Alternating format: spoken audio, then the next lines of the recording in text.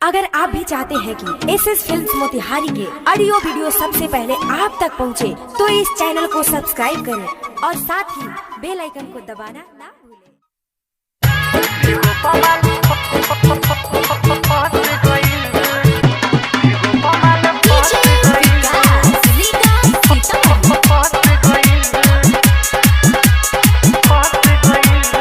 माँ Vaishno recording studio Delhi. गजब के बावे ओकर ब्यूटी हो,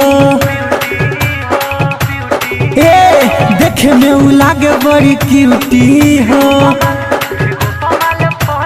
हाँ गजब के बावे ओकर ब्यूटी हो, देखे में उ लागे बड़ी क्यूटी हो। हमरा दिलावा के हमरा दिलावा के जांच गइल, भिगो पमाल फंस गइल। हमरा दिलावा के जांच गइल, भिगो पमाल फंस गइल। माँ वैष्णो रिकॉर्डिंग स्टूडियो दिल्ली।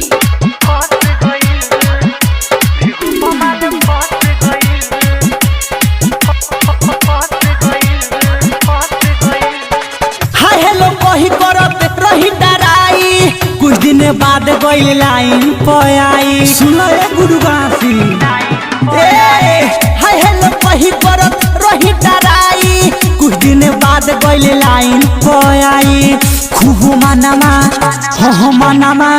खूब मनामा तो गच भइल, भिगो पमाल फंस गइल। खूब मनामा तो गच भइल, भिगो पमाल फंस गइल। माँ वैष्णो रिकॉर्डिंग स्टूडियो दिल्ली।